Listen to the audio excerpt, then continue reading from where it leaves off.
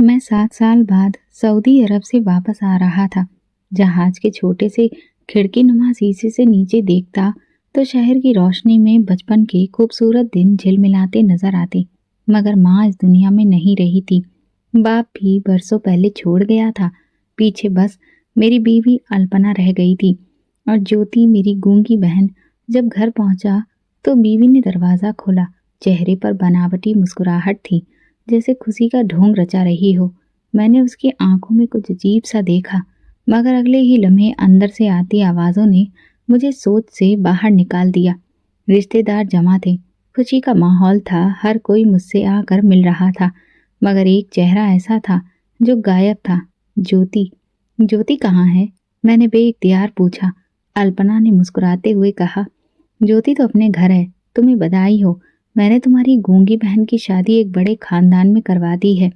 मेरी आंखें हैरत से फैल गईं। शादी? किससे? कब? मुझे क्यों नहीं बताया? तुम दूर थे, इसलिए मैंने बेहतर समझा कि ये फैसला खुद कर लूं। फिक्र मत करो, बहुत अच्छे लोग हैं, इज्जतदार, अमीर, और ज्योति वहां पर राज कर रही है। मैं उससे मिलना चाहता हूँ, मैंने फौरन कहा। अल्पना के चेहरे पर एक लम्हे के लिए खामोशी छा गई। फिर वो धीरे से बोली, अभी जाने की जरूरत नहीं, दिवाली पर चले जाना, तब ज्यादा अच्छा लगेगा। मगर विवेक वो खुश है, मैं वादा करती हूँ। और तुम अभी थके हुए हो, आराम करो। मैं खामोश हो गया, मगर मेरे दिल में एक अजीब सा एहसास था।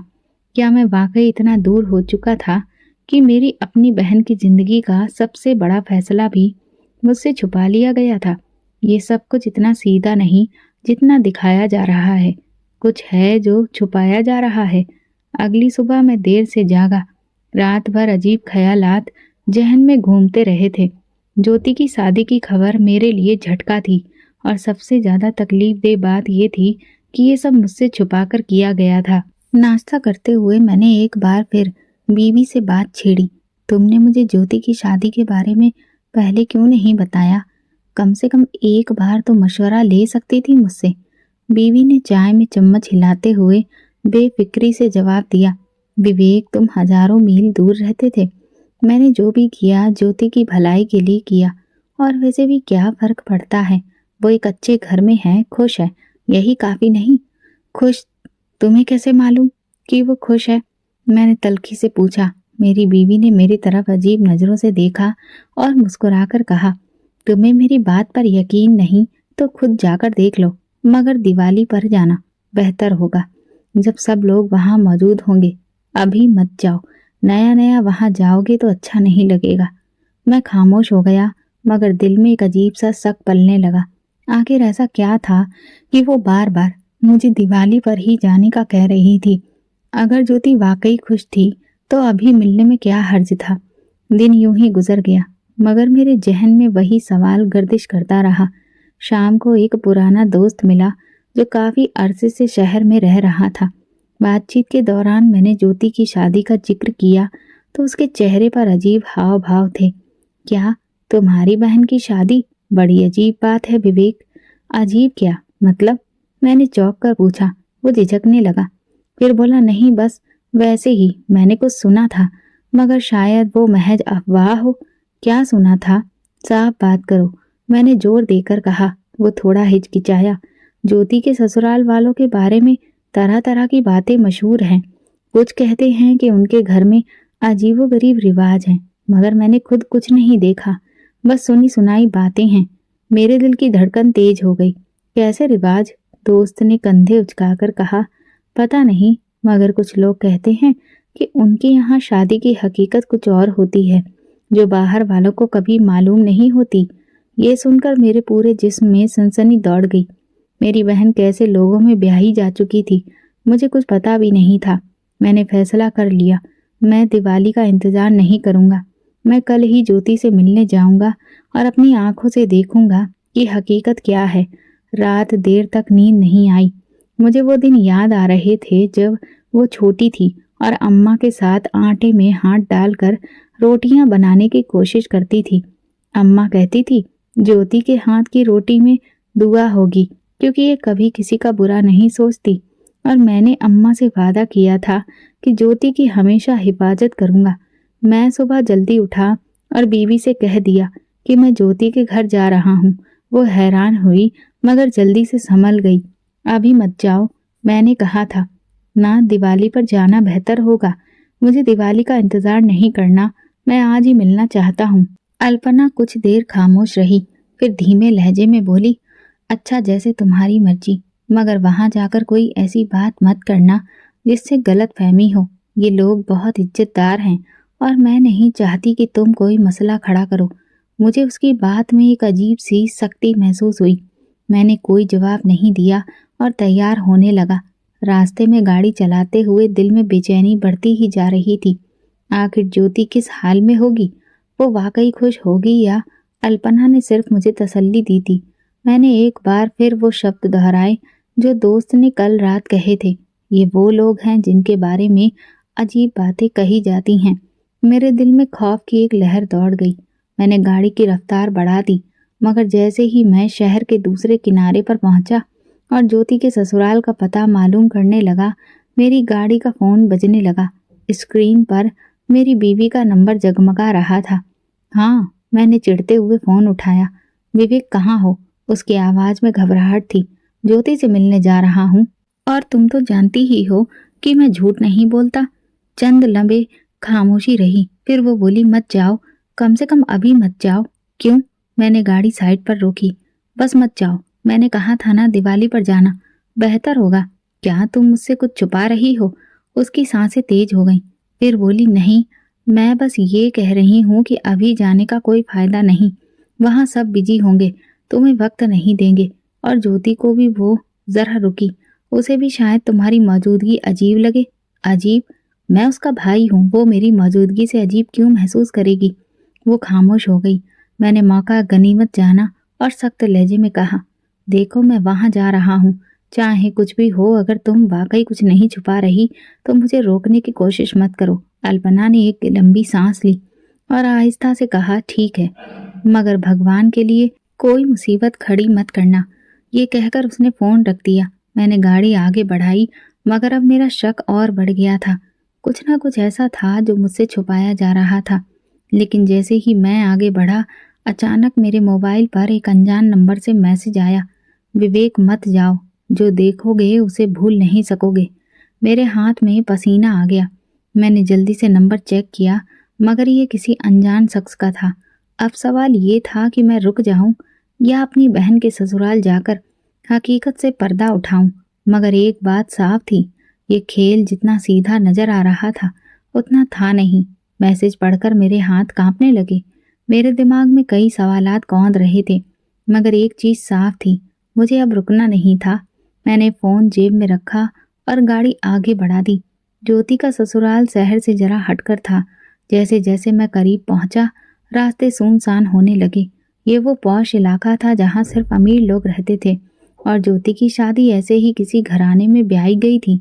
मगर ये खुशकिस्मती थी या कुछ और? आखिरकार मैं एक बहुत बड़े दरवाजे के सामने पहुंचा। गेट इतना शानदार और बुलंद था कि किसी महल का लगता था। बाहर दो चौकीदार खड़े थे जो फुल यूनिफॉर्म में थे, जैसे कि ये कोई आम घर नहीं बल्कि कोई पुरानी जागीरदार की कोठी हो। मैं गाड़ी से उतरा और एक चौकीदार से बोला, मैं विवेक हूँ, ज्योति का भाई, अंदर जाना है। चौकीदार ने मुझे ऊपर से नीचे तक देखा, फिर दूसरे चौकीदार को अंदर फोन करने लगा। चंद लम्हों के बाद गेट आहिस्ता आहिस्ता खुलने लगा, जैसे किसी किले का दरवाजा खुल रहा हो। मैं अंदर दाखिल हुआ तो मेरी आंखें चौंधिया गईं। इतना बड़ा और शानदार घर मैंने जिंदगी में नहीं देखा था। नौकर मुझे ड्राइंग रूम में ले गए। वहां बैठकर मैंने इधर उधर नजर दौड़ाई। हर चीज सलीके से सजी हुई थी, मगर खामोशी बहुत गहरी थी, जैसे ये घर इतना जिंदा नहीं था जितना नजर आता था। चंद लम्हों के बाद ज्योति अंदर आई। मैं खड़ा हो गया। वो महंगे और शानदार कपड़ों में थी, चेहरे पर हल्की मुस्कुराहट थी, मगर जैसे ही मैंने उसकी आंखों में झांका, मेरा दिल धड़क उठा। उसकी आंखों में कुछ था, खौफ, बेबसी या कुछ और। वो खुश नजर आ रही थी, मगर वो ज्योति नहीं थी जिसे मैं जानता था। कैसी हो? मैंने धीरे से पूछा। वो सिर्फ मुस्कुरा दी, कुछ नहीं कहा, ना कोई इशारा दिया। मुझे लगा जैसे वो कुछ कहना चाहती हो, मगर किसी खौफ ने उसके लबों को सिल दिया हो और ये वो लम्हा था जब मुझे यकीन हो गया, ये शादी आम शादी नहीं थी। यहाँ कुछ था जो नजर नहीं आ रहा था। मगर क्या? मैंने एक बार फिर पूछा, कैसी हो ज्योति? खुश तो हो ना? उसी लम्हे पीछे से एक आवाज आई, विवेक भाई, आप कैसे हैं? मैंने पलट कर देखा, ज्योति का पति संजय सामने खड़ा था। कद लंबा, चेहरा पुरकशिश, मगर आंखों में एक सर्द लहर। वो मुस्कुरा रहा था, मगर उसकी मुस्कुराहट में अजीब सा गुरूर था। मैं ठीक हूँ, मैंने बहुत मुश्किल से कहा।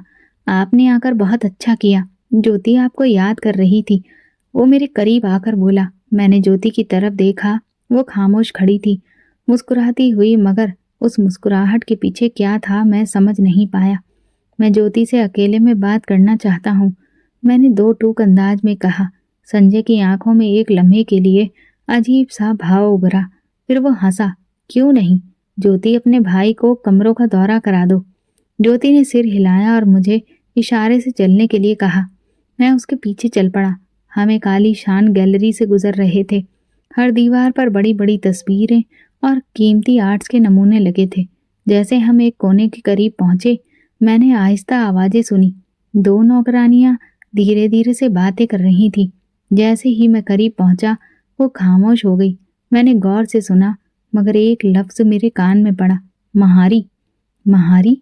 मैंने बेइख्तियार पूछा। नौकरानियों ने एक दूसरे को देखा, जैसे कुछ गलत कह दिया हो, और तेजी से वहां से चली गई। मैंने ज्योति की तरफ देखा। ये महारी क्या है? ज्योति का चेहरा एक लम्हे के लिए सफेद पड़ गया। वो तेजी से सर इनकार में हिलाने लगी, जैसे कि मैंने कोई गलत बात कह दी हो। मेरे अंदर बेचैनी की एक लहर दौड़ गई। ये लफ्ज क्या था और क्यों? ज्योति उस पल इतना घबरा गई। मैंने महसूस किया कि मैं किसी ऐसे राज के करीब पहुंच रहा था जो शायद मुझे मालूम नहीं होना चाहिए था। ज्योति, ये महारी क्या है? मैंने उसके चेहरे पर नजरें गाड़ दी। उसकी सांसें तेज हो गई, जैसे कि मैंने कोई ऐसा सवाल कर लिया हो जो नहीं करना चाहिए था।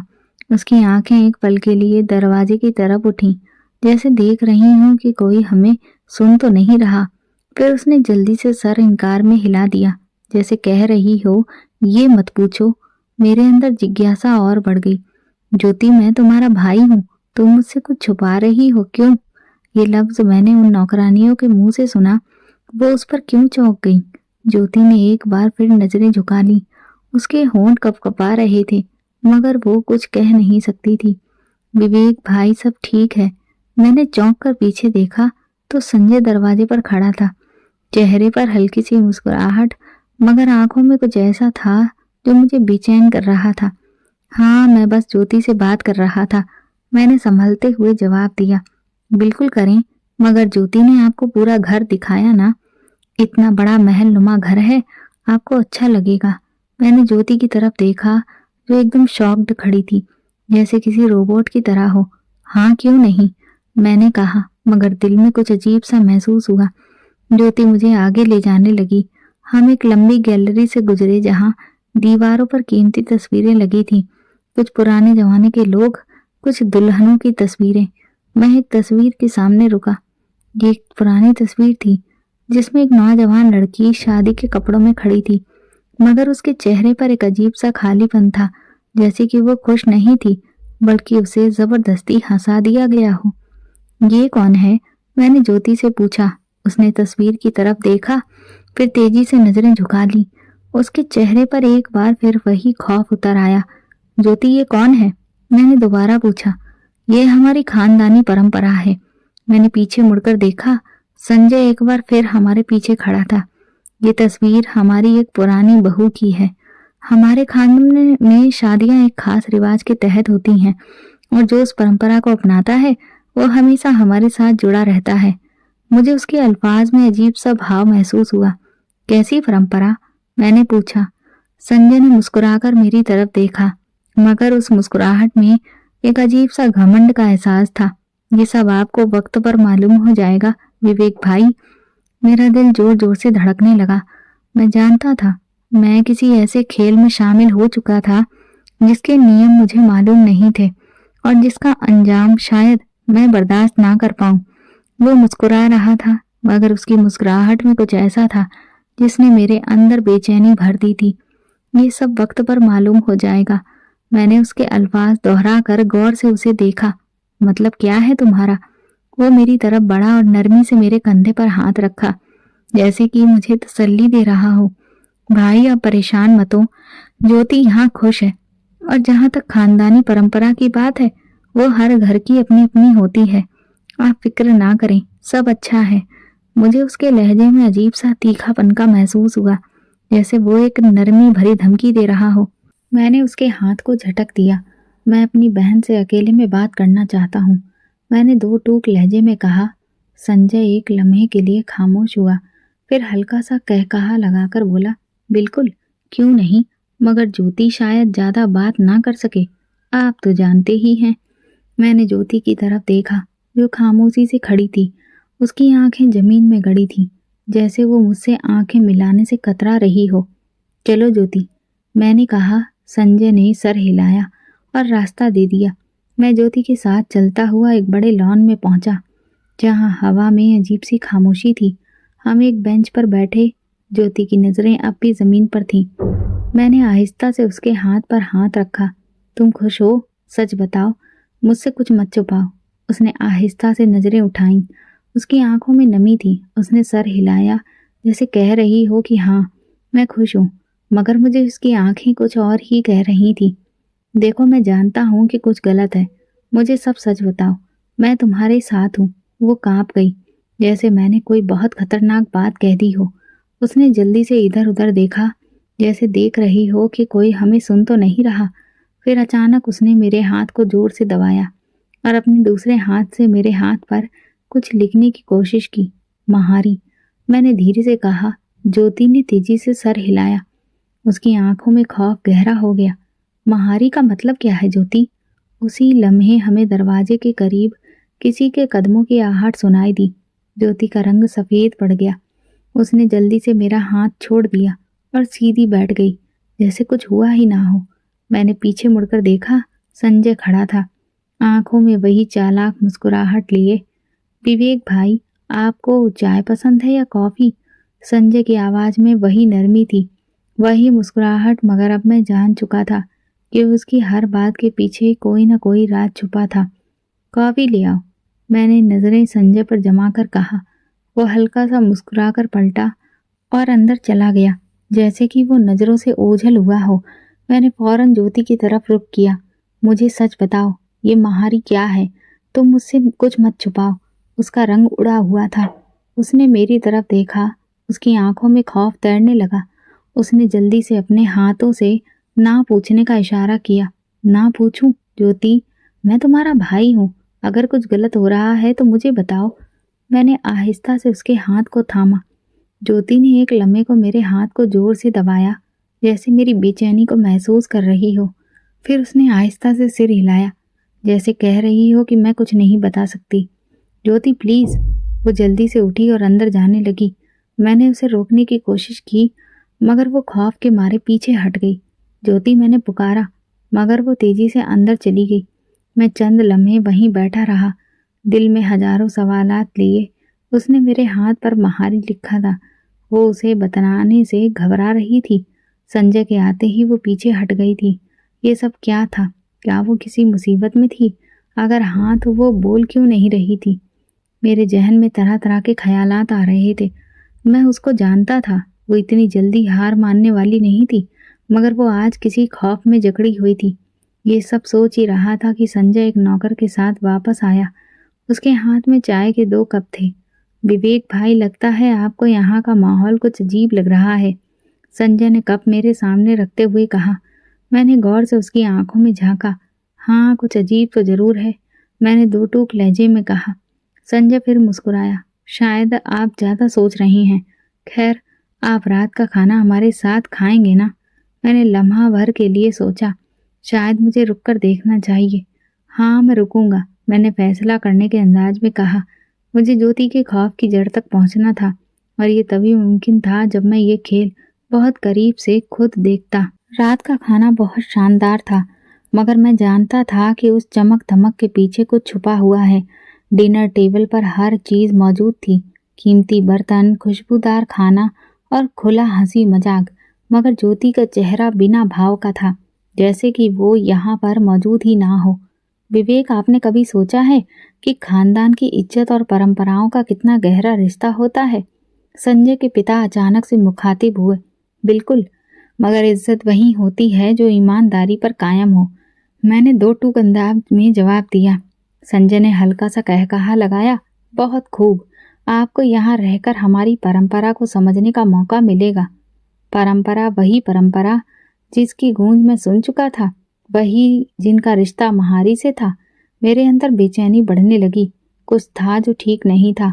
खाने के बाद मैंने ज्योति से कहा कि मैं उससे अकेले में बात करना चाहता हूँ, मगर संजय ने फौरन बात बदल दी और मुझे गेस्ट रूम में ले गया। आप थके हुए होंगे विवेक भाई, कल नाश्ता साथ करेंगे। मुझे लगा जैसे वो मुझे ज्योति से दूर रखना चाहता है, मगर मैं चुप रहा। मुझे उस खेल को समझने के लिए भी थोड़ा सब्र करना था। रात का वक्त था, मैं बिस्तर पर लेटा था, मगर नींद मुझे कोसों दूर थी। कमरे में हल्की सी रोशनी थी और बाहर पूरी तरह से खामोशी पसरी थी, मगर अचानक मेरे दरवाजे के बाहर किसी की कानाफूसी की आवाज़ें सुनी। मैं तुरंत उठा। कदमों की आवाज़ ही धीरे धीरे धीमी पड़ती हुई सुनाई दे रही थी। मैंने दबे पांव दरवाज़ा खोला और बाहर झांक कर देखा तो 3 साए अंधेरे में धीरे धीरे एक तरफ बढ़ रहे थे। एक नौकरानी और 2 मर्द। वो किसी खास कमरे की तरफ जा रहे थे। मेरा दिल जोर जोर से धड़कने लगा। ये कौन था और इस वक्त कहाँ जा रहे थे? मुझे लगा कि जरूर कुछ गड़बड़ है, इसलिए मैंने फैसला किया कि मैं अब इनका पीछा करूंगा। मेरे कदम अपने आप ही उन लोगों के पीछे पीछे पड़ने लगे। गैलरी में हल्की सी रोशनी थी, लेकिन इतनी थी कि मैं उन्हें साफ देख सकता था। भला ही अंधेरे में वो नौकरानी और दोनों मर्द कहाँ जा रहे थे? मेरे अंदर एक अजीब सी बेचैनी थी और जैसे मैं किसी ऐसे राज के करीब पहुंचने वाला था जिसे जानने का मैं हकदार नहीं था, मगर मैं रुकने वाला भी नहीं था। वो तीनों धीरे धीरे चलते हुए एक बड़े लकड़ी के दरवाजे के सामने रुके। ये घर के पिछली तरफ का हिस्सा था, जहां पर मैं दिन में नहीं गया था। दरवाजा काफी भारी भरकम सा था, जैसे कि पुरानी हवेलियों में होता है। सब तैयार है? एक मर्द की खुसफुसाहट की आवाज सुनी। हाँ, लेकिन ज्यादा देर नहीं, सुबह होने से पहले सब खत्म हो जाना चाहिए, दूसरा बोला। नौकरानी ने सिर हिलाया, फिर धीरे से दरवाजा खोला। जैसे ही दरवाजा खुला, अंदर से धीमी रोशनी बाहर निकली। मुझे लगा जैसे अंदर कोई खास कमरा है, शायद वो कमरा जहाँ कुछ ऐसा होता था जो सबसे छुपाकर रखा जाता था। मेरी सांसें उखड़ने लगीं। मैं जल्दी से एक पिलर के पीछे सहारा लेने पहुंचा ताकि वो मुझे देख न सके। वो तीनों अंदर दाखिल हो गए और दरवाजा आहिस्ता आहिस्ता से बंद होने लगा। ये मौका था। मैंने दबे कदमों से आगे बढ़कर दरवाजे में अपना हाथ अड़ा दिया ताकि वो पूरी तरह से बंद ना हो। दरवाजे की दराज से मैंने अंदर झांका। अंदर का मंजर देखकर मेरे पूरे शरीर में सनसनी दौड़ गई। ये कोई आम कमरा नहीं था। अंदर दीवारों पर पुरानी तस्वीरें लगी थीं। सबकी सब औरतों की तस्वीरें थीं। कुछ औरतें शादी के कपड़ों में भी, तो कुछ आम घरेलू कपड़ों में, लेकिन हर चेहरे पर एक अजीब सा खालीपन था, जैसे कि वो सब जबरदस्ती हंसा दी गई हों। कमरे के बीचों बीच एक चबूतरा बना हुआ था जिस पर एक चादर बिछी थी। उसके आसपास कई दिए जल रहे थे, जैसे कोई पुरानी रस्म होने वाली हो। ये सब जल्दी करो, ज्यादा वक्त नहीं है, एक आदमी ने कहा। मैंने अपनी मुट्ठियां सख्ती से बंद कर ली। ये सब क्या था? यहाँ पर क्या हो रहा था? मेरी नजरें एक जगह पर जाकर रुक गईं। चबूतरे के करीब एक जोड़ा रखा था। ये ज्योति का था। मेरी आंखें फैल गईं, मेरी सांसें रुकने लगीं। ये सब ज्योति के लिए था। मेरे दिमाग में खतरे की घंटियां बजने लगीं। कुछ था जो बहुत खौफनाक था, जो मेरी बहन के साथ होने वाला था, मगर क्या? और मैं उसे रोकने के लिए क्या कर सकता था? मैंने दरवाजे की दराज से झांकने की कोशिश की, मगर अचानक दरवाजे पर लगा पुराना कब्जा चिड़चिड़ा उठा। अंदर खड़े लोग चौंक गए। मैं जल्दी से पीछे हटा और पिलर के पीछे छुप गया। कोई बाहर है, एक सख्त आवाज गूंजी। नौकरानी दरवाजे की तरफ बढ़ी, चंद लम्हे रुकी, फिर सिर हिलाकर बोली, कोई नहीं, हवा की आवाज होगी, यहाँ हवा नहीं चलती। दूसरे आदमी ने आत्मविश्वास भरे लहजे में कहा। मेरा दिल जोर जोर से धड़कने लगा। अगर पकड़ा गया तो शायद मैं सच जानने से पहले ही इस खेल का हिस्सा बन जाऊं। मैंने सांस रोके खड़ा रहने का फैसला किया। कुछ देर के बाद दरवाज़ा दोबारा से बंद हो गया और अंदर की सरगोशियाँ फिर शुरू हो गईं। मैंने आखिरी बार एक झलक देखी और वहाँ से दबे कदमों से पीछे हटने लगा। और फिर मुझे अब ज्योति से बात करनी थी। मैं फौरन अपने कमरे में आया, मगर वहाँ पर रुका नहीं। मैं सीधा ज्योति के कमरे की तरफ बढ़ा। दरवाज़ा हल्का खुला था। ज्योति अपने बिस्तर पर बैठी हुई थी, खाली नज़रों से ज़मीन को घूरते हुए। वो इस तरह बैठी थी जैसे उसके अंदर जिंदगी की इच्छा खत्म हो चुकी हो। ज्योति, मैंने आहिस्ता मगर सख्त लहजे में कहा। वो चौंक गई। उसकी आंखों में खौफ था, जैसे कि वो मेरे यहाँ आने से घबरा गई हो। ज्योति, मुझे सच जानना है। मैं उसके करीब बैठ गया। ये सब क्या हो रहा है? वो लोग क्या कर रहे हैं? उसने नजरें झुका ली। उसकी सांसें तेज हो गईं। अगर तुम मुझसे कुछ छुपाओगी तो मैं तुम्हें बचा नहीं सकूंगा। वो कांपने लगी। उसकी आंखों में आंसू तैरने लगे। उसने आहिस्ता आहिस्ता अपने हाथ से कुछ इशारे किए, मगर इतने घबराते हुए कि मैं समझ ना सका। और फिर अचानक वो उठी और अपने कपड़ों की अलमारी खोली और कुछ ढूंढने लगी। और फिर उसने एक पुरानी साड़ी निकाली और मेरे सामने रख दी। मुझे कुछ समझ न आया।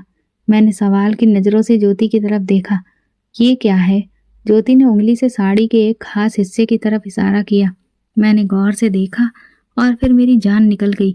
साड़ी पर एक खास निशान था, एक अजीब सा नीला निशान, जैसे मोहर लगा दी गई हो। ये कोई आम साड़ी नहीं थी, ये महारी की निशानी थी। मुझे लगा जैसे मेरे पैरों तले से जमीन खिसक गई हो। ये सब क्या था? और सबसे अहम सवाल, क्या ज्योति पहले ही महारी बन चुकी थी? ज्योति, ये निशान, ये क्या है? मैंने कांपती हुई आवाज में पूछा। उसकी आंखों में खौफ मजीद गहरा हो गया। वो तेजी से इनकार में सिर हिलाने लगी, जैसे कह रही हो, मत पूछो, मत खोजो। नहीं ज्योति, मैं अब रुकने वाला नहीं हूँ। मुझे सब सच बताओ।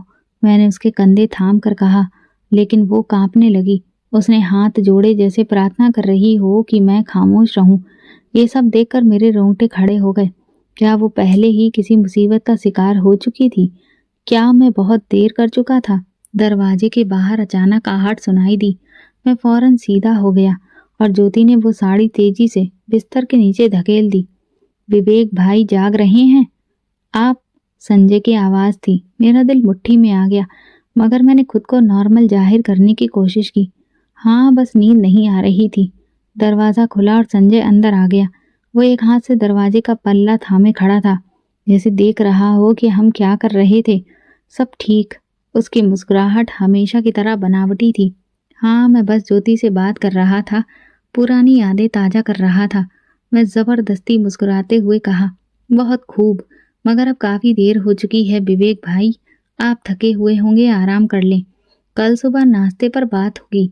ये सब सुनने में आम थे, मगर उनमें कुछ ऐसा था जो धमकी जैसा लगा। मैंने ज्योति की तरफ देखा, जो सर झुकाए बैठी थी, जैसे उसकी सांसें रुक चुकी हों। ठीक है, मैंने जबरदस्ती कहा और उठ खड़ा हुआ, मगर मेरे दिमाग में बस वो निशान घूम रहा था। वो निशान जो ज्योति की साड़ी पर था। वो आखिर किस चीज की वजह से था? महारी, मैंने खुद से ये शब्द कहा। ये निशान, ज्योति की खामोशी, घर वालों की नजरें, ये सब एक बहुत बड़े राज का हिस्सा था। मगर ये राज क्या था? क्या मैं उसे जान पाऊंगा? क्या सच्चाई को जानने से पहले ही मुझे खामोश कर दिया जाएगा? रात भर मुझे नींद नहीं आई। मैं बिस्तर पर करवटें बदलते रहा, मगर हर बार आंखें बंद करता तो वही मंजर सामने आ जाता। ज्योति की भयभीत आंखें, साड़ी पर बना वो मोहर जैसा निशान, संजय की मुस्कुराहट में छुपी धमकी, ये सब क्या था? सुबह होते ही मैंने फैसला किया कि मैं यहाँ एक पल भी नहीं रुकूंगा। मुझे उस निशान के बारे में पता करना था। अल्पना ने फोन पर कई बार पूछा कि मैं कब वापस आ रहा हूँ। मैंने बहाना बना दिया कि मैं 2 दिन और रुकूंगा, लेकिन सच्चाई ये थी कि मैं सीधा उस इलाके के पुराने बुजुर्ग के पास जा रहा था, जो बहुत पुराने समय से हमारे परिवार के सारे मामलों को जानते थे। जब मैं उनके दरवाजे पर पहुंचा तो वही पुरानी कुर्सी पर बैठे वो बीड़ी पी रहे थे। मुझे देखकर हैरान हुए, मगर बहुत ही खुश दिली के साथ मिले। विवेक बेटा, तुम यहाँ कैसे? उनकी भारी आवाज मेरे कानों में गूंजी। चाचा जी, मुझे आपसे एक जरूरी बात करनी है। उन्होंने मेरा चेहरा ध्यान से देखा, फिर सिर हिलाया। बैठ जाओ बेटा, बोलो। मैं कुछ पल खामोश रहा, फिर धीरे से बोला, चाचा जी, आपको महारी के बारे में कुछ पता है? ये सुनते ही चाचा जी का चेहरा सख्त हो गया। उन्होंने गहरी सांस ली और इधर उधर देखा, जैसे यकीन करना चाहते हो कि कोई और तो नहीं सुन रहा। फिर वो मेरे पास झुककर बोले, बेटा तुम ये शब्द कहाँ से ले आए? मैं उनकी आंखों में देखने लगा। ज्योति की शादी के बाद मैंने ये शब्द सुना है और मैं एक निशान भी देख चुका हूँ जो शायद महारी से जुड़ा हुआ है। चाचा जी ने कांपते हाथों से बीड़ी नीचे फेंक दी। उनकी आंखों में खौफ उभर आया। बेटा, अगर तुम अपनी बहन को बचाना चाहते हो तो जितना जल्दी हो सके तुम उसे वहां से निकाल लो। महारी का मतलब जानकर तुम्हारा दिल कांप उठेगा। मेरे दिल की धड़कनें तेज हो गईं। लेकिन चाचा जी, महारी का मतलब क्या होता है? उन्होंने गहरी सांस ली, फिर धीरे से बोले, महारी वो होती है जिसकी शादी तो होती है, लेकिन पति के साथ नहीं, बल्कि पूरे खानदान के साथ। ये एक कैद है जिससे निकाला नहीं जा सकता। जो औरत महारी बन जाती है वो कभी भी आजाद नहीं हो सकती। मेरी सांसें रुक गईं। मेरी बहन को नर्क में धकेल दिया गया था। ये शब्द मेरे कानों में किसी जहरीले खंजर की तरह गूंजे। मैं चाचा जी की तरफ देखता रहा, लेकिन मेरे कानों में जैसे चींटियां बजने लगी। ये आप क्या कह रहे हैं चाचा जी? मेरी आवाज कांप गई। ये रस्म क्यों है? आखिर ये जुल्म कब से हो रहा है? मैं तकरीबन चीख पड़ा। चाचा जी ने गहरी सांस ली और नजरें झुका ली, जैसे उनके पास मेरी आंखों में देखने की हिम्मत ना हो। बेटा, ये परंपरा सदियों से चली आ रही है। कुछ पुराने कबीले औरत को सिर्फ खानदान की इज्जत का एक हिस्सा समझते हैं। उसे किसी एक मर्द की जागीर नहीं, बल्कि पूरे खानदान की जागीर बना दिया जाता है। कबीले के घराने अपनी इज्जत को सुरक्षित रखने के लिए अपनी ही औरतों को कैद कर देते हैं। ज्योति को इस खानदान के नाम पर बेचा गया है। वो अब सिर्फ एक बीवी नहीं, बल्कि उनके लिए एक महारी है, एक ऐसी औरत जिस पर पूरे खानदान का हक होता है। नहीं, मैं जोर से चीखा और कुर्सी से खड़ा हो गया। ये सब बकवास है। ऐसा कैसे हो सकता है? ज्योति ने कभी इस बात के लिए हाँ नहीं की होगी। ज्योति कोई चीज नहीं है जिस पर किसी का हक हो। चाचा जी ने अफसोस भरी नजर मुझ पर डाली। बेटा, महारी की इच्छा कोई मायने नहीं रखती। वो बस एक परंपरा का हिस्सा होती है, एक कैदी जो हमेशा खामोश रहने के लिए मजबूर कर दी जाती है। ये बहुत कड़वी हकीकत है और खतरनाक भी। अगर तुम ज्योति को वहां से निकालने की कोशिश करोगे तो वे लोग तुम्हें जिंदा नहीं छोड़ेंगे। मुझे लगा जैसे मेरी दुनिया अंधेरे में चली गई हो। ज्योति के चेहरे पर वो खाली मुस्कुराहट, उसकी खामोशी, उसका खौफ, वो सब सच था। मैं गलियों में बेमकसद भटकता रहा। मेरे जहन में ज्योति का चेहरा था, उसके बचपन की यादें, उसकी मासूम हंसी खेलता वजूद। मैंने मन ही मन वादा किया था कि मैं उसकी सुरक्षा करूंगा। मुझे किसी की परवाह नहीं। मैं ज्योति को वहां से लेकर आऊंगा, चाहे कुछ भी हो जाए। चाचा जी ने मेरी तरफ देखा, जैसे तौल रहे हों कि मैं अपने इरादे में कितना पक्का हूं।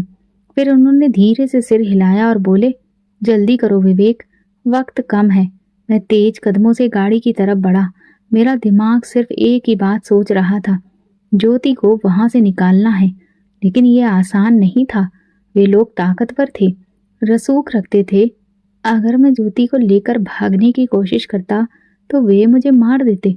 मुझे चालाकी से भरी चाल चलनी थी। घर पहुंचकर मैं सीधा अपने कमरे में जाकर बिस्तर पर गिर गया। आंखें बंद करते ही मंजर बदल गया। सपने में ज्योति मेरे सामने खड़ी थी। उसके होंठ सिल दिए गए थे, आंखों में आंसू थे। वो कुछ कहना चाह रही थी, लेकिन उसकी जुबान नहीं थी। ज्योति, बोलो, सच बताओ। मैं चीखा, लेकिन वो चुप रही। फिर अचानक उसके हाथों में वही साड़ी आ गई और उस पर बना निशान खून में सना हुआ था। मैं घबराकर उठ बैठा। माथे पर पसीना था, सांसें उखड़ रही थी। ये सपना था या हकीकत की झलक? एक बात तय थी, ज्योति को वहां नहीं रहने देना था, किसी भी कीमत पर।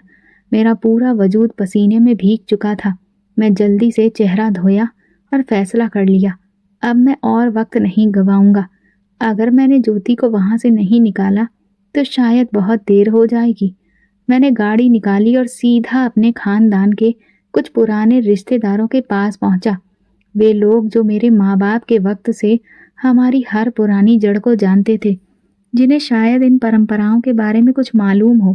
पहला पड़ाव था मेरी माँ की एक पुरानी सहेली अनीता मौसी। जब मैं उनके दरवाजे पर पहुंचा तो उन्होंने मुझे देखकर खुशी का इजहार किया, लेकिन जैसे ही मैंने ज्योति की शादी और महारी का जिक्र छेड़ा, उनके चेहरे का रंग बदल गया। बेटा, तू क्यों इन सब बातों में पड़ रहा है? जो हो गया उसे भूल जा। कैसे भूल जाऊं मौसी? ज्योति मेरी बहन है, मुझे सब जानना है। अनीता मौसी ने इधर उधर देखा, जैसे ये पक्का कर रही हो कि कोई सुन नहीं रहा। फिर धीरे से बोली, महारी वो औरत होती है जो शादी के बाद सिर्फ पत्नी नहीं रहती, बल्कि उसे खानदान के हर मर्द की मिल्कियत बना दिया जाता है। ये सुनते ही मेरा दिल एक पल को धड़कना भूल गया। ये सब बकवास है, ऐसा कैसे हो सकता है? मैं लगभग चीख पड़ा। अनीता मौसी की आंखों में आंसू आ गए। बेटा, तू सोच रहा है कि ये झूठ है, मगर ये सच्चाई है। कुछ पुरानी परंपराएं ऐसी होती हैं जो आज भी जिंदा हैं, बस लोग उन्हें जाहिर नहीं करते। क्या ज्योति के साथ भी यही होने वाला है? मेरी आवाज कांप रही थी। अनीता मौसी चुप हो गईं। मैं उनकी आंखों में देख रहा था, लेकिन उनके चेहरे पर मौत जैसी खामोशी थी। बेटा, अगर तू अपनी बहन को बचाना चाहता है तो बिना वक्त गंवाए उसे बचा। वहां पर जो कुछ हो रहा है वो कोई शादी नहीं है। ज्योति एक कैदी है और उसे कैद से निकालने के लिए तुझे हिम्मत करनी पड़ेगी। ये कहकर वो चुप हो गई, जैसे अब आगे कुछ नहीं कह सकती थी। मैं लड़खड़ाते कदमों से बाहर निकला। अभी थोड़ा ही रास्ता बचा था। ज्योति को हर हाल में वहां से निकालना था और ये काम मुझे अकेले ही करना था। मेरे कदम तेज हो गए। मैं सड़कों पर भटक रहा था, लेकिन मेरा दिमाग एक ही बात पर अटका था, ज्योति ये कैदी है। मौसी की बातें मेरे मन में जहर की तरह उतर चुकी थी। मैंने सोचा था कि शायद ये सब कोई गलत फहमी होगी, लेकिन अब मुझे यकीन हो चुका था कि ज्योति को एक ऐसे जाल में फंसाया गया था जहां से निकलना आसान नहीं था। क्या अल्पना को इस सब बात का एहसास था? अगर था तो उसने मुझे क्यों नहीं बताया? मैं फिर से दोबारा घर पहुंचा। मैंने अपनी बीवी से बात करने की कोशिश की। क्या तुम्हें पता था कि ज्योति की शादी आम शादी नहीं थी? अल्पना ने मुझे चौंक कर देखा, लेकिन फिर नजर चुरा ली। विवेक, जो होना था हो गया। तुम अब कुछ भी नहीं कर सकते। मुझे तो ये सुनकर जैसे आग सी लग गई। तुम्हें पता था और तुमने मुझे नहीं बताया? अल्पना ने गहरी सांस ली और धीरे से कहा, विवेक, अगर तुमने ज्योति को वहां से निकालने की कोशिश की तो वे तुम्हें भी खत्म कर देंगे। मैंने अल्पना की तरफ देखा। मुझे परवाह नहीं, मैं अपनी बहन को नर्क से निकाल कर रहूंगा। अल्पना ने मेरी तरफ देखा। उसकी आंखों में डर था। विवेक, तुम नहीं जानते, वे बहुत ताकतवर लोग हैं। तुम उनका कुछ भी नहीं बिगाड़ सकते। ताकतवर? मैं ठहाका मारकर हंसा। जो अपनी बहू, अपनी पत्नी, अपनी बेटी को कैद करके रखते हैं, वे ताकतवर नहीं, निर्दयी होते हैं। अल्पना ने बेबसी से सिर हिला लिया। अगर तुम ज्योति को ले जाने की कोशिश करोगे तो वे तुम्हें मार देंगे विवेक। मैं गुस्से से उसकी तरफ देखता रहा। तो क्या मैं अपनी बहन को यूं ही मरने के लिए छोड़ दूं? उसे हमेशा के लिए गुलाम बना दूं? नहीं, ये नहीं हो सकता। मैं जा रहा हूं। रास्ते में गाड़ी चलाते हुए मेरे दिमाग में सिर्फ एक ही बात थी, ये सब आज खत्म करना है। ज्योति को वहां से निकालना था और मैं किसी भी कीमत पर ये करने के लिए तैयार था। लेकिन जैसे ही मैं ज्योति के ससुराल के करीब पहुंचा, मुझे महसूस हुआ कि माहौल बदला हुआ था। घर के दरवाजे पर पहले जितने नौकर नजर नहीं आ रहे थे, अब वो नहीं थे। गेट भी पहले की अपेक्षा ज्यादा मजबूती से बंद था। कुछ तो था जो पहले जैसा नहीं था। मैंने गाड़ी रोकी और गेट पर दस्तक दी। कुछ देर के बाद एक नौकर बाहर आया, मगर वो पहले वाले नौकरों की तरह नहीं लग रहा था। उसके चेहरे पर एक अजीब सी सख्ती थी। क्या काम है? उसने बहुत ही ठंडे लहजे में पूछा। मैं ज्योति का भाई हूँ, उससे मिलना चाहता हूँ, मैंने मजबूती से बोला। नौकर ने मुझे ऊपर से नीचे तक देखा, फिर बोला, मैडम घर पर नहीं है। ये झूठ है, मैंने गुस्से से कहा। मुझे पता है ज्योति अंदर है, मुझे उससे मिलना है। मैडम यहाँ नहीं है। नौकर ने वही जवाब दोहराया। मेरा सब्र जवाब दे गया। मैंने दरवाजे को धक्का दिया और अंदर जाने की कोशिश की, लेकिन नौकर ने रास्ता रोक लिया। तुम लोग ज्योति को क्यों छुपा रहे हो? मैं दहाड़ा। उसी पल घर के अंदर से संजय बाहर आ गया। वो हमेशा की तरह सुकून में नजर आ रहा था, मगर उसकी आंखों में क्रूरता थी। विवेक भाई, आप क्यों बार बार यहाँ आ रहे हैं? ज्योति हमारी जिम्मेदारी है, आपको फिक्र करने की जरूरत नहीं। ज्योति कहाँ है? मैंने दांत पीसते हुए पूछा। संजय हल्का सा मुस्कुराया। वो खुश है, लेकिन शायद आपको ये जानकर दुख होगा कि आपकी बहन अब हमारी परंपरा का हिस्सा बन चुकी है। मेरे पैरों तले से जमीन खिसक गई। क्या मैं बहुत देर कर चुका था? संजय के शब्द मेरे कानों में जहर की तरह घुल गए। क्या मतलब है तुम्हारा? ज्योति कहाँ है? मैं आगे बढ़ने की कोशिश की, लेकिन नौकर मेरे सामने दीवार बनकर खड़े हो गए। संजय हंसा, लेकिन उसकी आंखों में एक बहसी पने की चमक थी। विवेक भाई, आप शायद नहीं जानते, लेकिन कुछ घराने ऐसे होते हैं जहां शादी का मतलब आम शादी नहीं होती। बकवास बंद करो, मैं दहाड़ा। संजय ने बड़े ही सुकून भरे अंदाज में हाथ बांधे और कहा, तुम्हें महारी का मतलब जानने के लिए बहुत दौड़ धूप करनी पड़ी है ना? सच जानने के लिए दर दर के दरवाजे भी खटखटाए हैं, लेकिन क्या वाकई हकीकत जानने के लिए तैयार हो? मेरा दिल जोर जोर से धड़कने लगा। महारी वो औरत होती है जिसकी शादी तो होती है, लेकिन वो सिर्फ पति की नहीं बल्कि पूरे परिवार की होती है। ये शब्द सुनते ही जैसे मेरे वजूद में आग लग गई हो। ये झूठ है। ज्योति कोई वस्तु नहीं है कि तुम लोग उसे अपनी मिल्कियत बना लो, मैंने गुस्से से कहा। संजय आगे बढ़ा। उसके चेहरे पर कोई नरमी नहीं थी। ये झूठ नहीं है विवेक भाई, ज्योति अब महारी बन चुकी है। ये हमारे खानदान की सदियों पुरानी परंपरा है। एक बार जो महारी बन जाए वो कभी आजाद नहीं हो सकती। वो हमारे खानदान की मिल्कियत होती है, हमेशा के लिए। मेरी सांसें रुकने लगी, दिमाग सुन्न होने लगा। तुमने ज्योति के साथ क्या किया? मैंने बहुत मुश्किल से पूछा। संजय की मुस्कुराहट और गहरी हो गई। जो हमारी परंपरा का हिस्सा है, वही जो हर महारी के साथ होता है। मुझे लगा जैसे मेरे अंदर कोई ज्वालामुखी फटने वाला हो। मैं संजय पर हमला करने के लिए कदम बढ़ा ही रहा था कि पीछे से किसी ने मेरे कंधे पर जोर से हाथ रख दिया। मैं मुड़ा तो देखा, 2 ताकतवर नौकर मुझे कसकर पकड़ चुके थे। उनमें से एक मेरे कानों में धीरे से फुसफुसाया, आपकी बहन अब यहाँ से नहीं जा सकती विवेक भाई। ये खेल बहुत पहले खत्म हो चुका था, बस आपको देर से पता चला। मुझे लगा जैसे मेरी आत्मा हवा में कहीं खो गई हो। संजय के शब्द मेरे अंदर तीर की तरह चुभ रहे थे, लेकिन मैं जानता था कि यह खेल अभी खत्म नहीं हुआ। मैं अपनी बहन को बचाने आया था और उसे लेकर ही जाऊंगा। नौकर मुझे घसीटते हुए बड़े दरवाजे तक ले गए। जैसे ही दरवाजा खुला, मेरा दिल धड़कना भूल गया।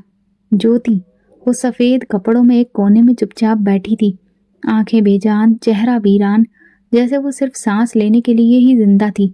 ज्योति, मैंने प्यार से पुकारा। वो एक पल को चौंकी, लेकिन फिर आंखें झुका ली।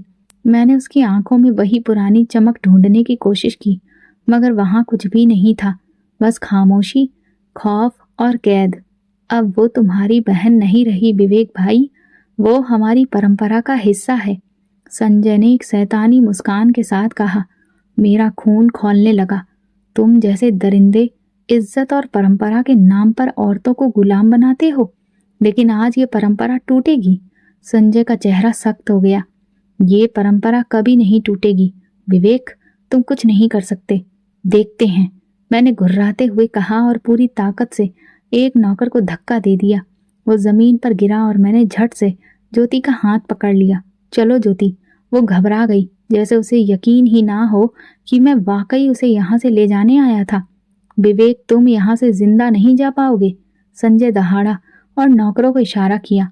नौकर मेरी ओर बढ़े, लेकिन मैं पहले ही ज्योति का हाथ पकड़कर भाग चुका था। हम गार्ड से बचते हुए भागे। ज्योति की सांस उखड़ने लगी। वो कमजोर हो चुकी थी, लेकिन मैं जानता था कि उसे बचाने का यही एक मौका था। हम बाहर के दरवाजे तक पहुंचे, मगर वहां पर 3 नौकर खड़े थे। मैंने पास में पड़ी लोहे की रॉड उठाई और एक नौकर के सिर पर जोर से मारी। वो जमीन पर गिर पड़ा। ज्योति डर के मारे कांप रही थी, मगर मैंने उसकी आंखों में देखा और कहा, ज्योति, तुम्हें डरने की जरूरत नहीं, अब हम आजाद हैं। उसी पल घर के अंदर शोर मच गया। दरवाजा बंद करो, उन्हें बाहर जाने मत दो। संजय दहाड़ा। मेरा दिल जोर से धड़का, मगर तभी पुलिस के सायरन बजने लगे। संजय और उसके साथी हैरानी से पीछे हट गए। मैंने पीछे मुड़कर देखा, पुलिस की दर्जनों गाड़ियां घर के बाहर खड़ी हुई थीं। अल्पना ने मुझे रोका था, मगर शायद उसने ही पुलिस को सूचना दी थी। पुलिस अफसर ने अंदर आते ही संजय और उसके साथियों को गिरफ्तार कर लिया। ये खानदान बरसों से औरतों को अमानवीय तरीके से कैद कर रहा था। हमारे पास तमाम सबूत हैं, इंस्पेक्टर ने सख्त लहजे में कहा। संजय ने मुझे घूरा, मगर उसे अब समझ में आ चुका था कि उसकी परंपरा हमेशा के लिए खत्म हो चुकी थी। ज्योति अभी भी सदमे में थी। वो ये सब हकीकत मानने को तैयार ही नहीं थी। मैंने उसके कंधे पर हाथ रखा। ज्योति, तुम आजाद हो, कोई तुम्हें कैद में नहीं रख सकता। हम इस नर्क से निकल चुके हैं। ज्योति की आंखों में आंसू आ गए। ये आंसू खौफ के नहीं, आजादी के थे। हम घर से निकले, हमेशा के लिए। महारी की रस्म खत्म हो चुकी थी। ये कहानी सिर्फ ज्योति की नहीं, बल्कि उन तमाम औरतों की है जो परंपरा और रिवाज के नाम पर इज्जत की भेंट चढ़ा दी जाती हैं। महारी जैसी परंपराएं सिर्फ जुल्म का दूसरा नाम है। जब तक कोई खड़ा होकर इनके खिलाफ नहीं लड़ेगा, ये जंजीरें कभी नहीं टूटेंगी। तो दोस्तों, अगर आपको हमारी ये कहानी पसंद आई हो तो कमेंट करके ज़रूर बताइएगा। वीडियो को लाइक करिए और ज़्यादा से ज़्यादा शेयर करिए। अगर आप मेरे चैनल पर नए हैं तो सब्सक्राइब जरूर करें, और हाँ, नोटिफिकेशन बेल को दबाएं ताकि अगली अपडेट सबसे पहले आपको मिले। धन्यवाद।